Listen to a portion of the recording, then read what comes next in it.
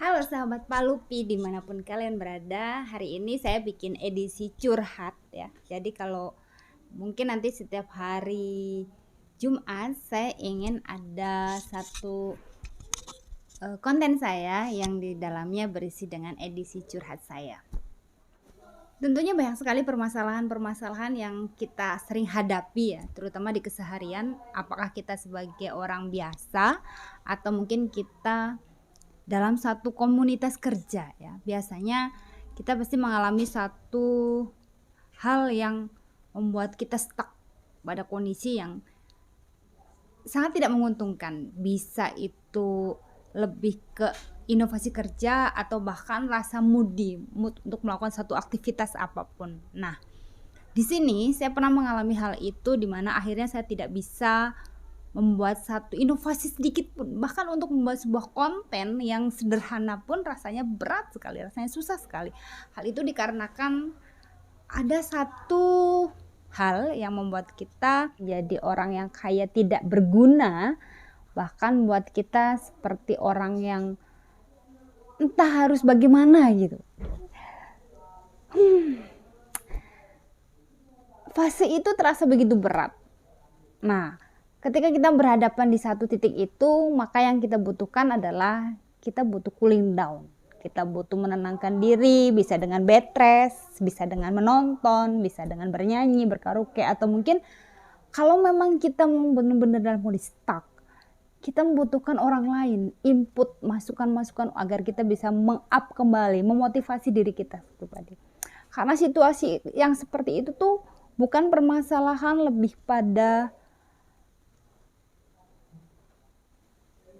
kita ya, lebih ke hati gitu, lebih ke jiwa. Kita butuh satu support jiwa yang luar biasa. Jadi ketika kamu menghadapi hal semacam ini, maka hendaknya kamu sudah mulai berpikir bahwasanya, oh saya butuh seseorang nih, oh saya butuh sebuah masukan yang bisa membuat saya lebih bangkit lagi. Jadi kamu jangan semakin down terpuruk, kalau bahkan kamu lari dari permasalahan itu ke satu hal yang negatif, minuman, atau bahkan kamu pergi malam, atau bahkan mungkin lebih parah lagi dari itu. Hindari hal-hal yang bisa memicu permasalahan lebih parah lagi ya, dengan kamu bisa melakukan hal-hal yang negatif atau efek dari kejadian yang kamu alami itu. Kamu menenangkan diri, cooling down, kalau perlu kamu lebih tanya ya Tuhan, saya harus bagaimana nih? Apa yang harus saya lakukan? Dan kamu bisa datang ke satu kawan atau satu teman, minta motivasi dari mereka. Setelah kamu tahu mana langkahmu yang harus kamu lakukan yang baik, yang positif, maka kamu coba. Agar kamu bisa lebih up lagi, kamu pasti lebih tahu bagaimana posisi yang harus kamu ambil. Jadi jangan sampai hal itu membuat kamu menjadi orang yang gagal dalam segala hal. Jangan. Fase itu menjadikan kita sadar bahwa kita adalah manusia, kita tidak mungkin akan berada di posisi yang terus menanjak. Ada saatnya kita harus turun ya, bukan karena kita lemah, bukan karena kita tidak mampu ya, tapi karena kita adalah manusia, dimana sisi kita itu punya jiwa saat kita memang lagi up, saat kita lagi mellow, saat kita lagi sensitif, itu pasti ada fase-fasenya ada, dan permasalahan-permasalahan bisa datang kapan saja, di saat kita apa saja. Jadi kamu harus bisa bijak untuk dirimu sendiri agar kesuksesan terus berada di kita semua. Kita bisa saling sharing ya.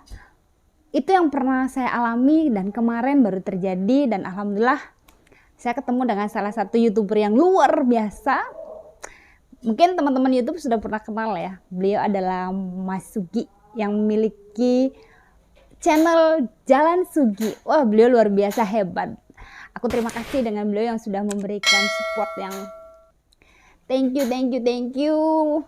Sukses untuk Jalan Sugi dan hebat.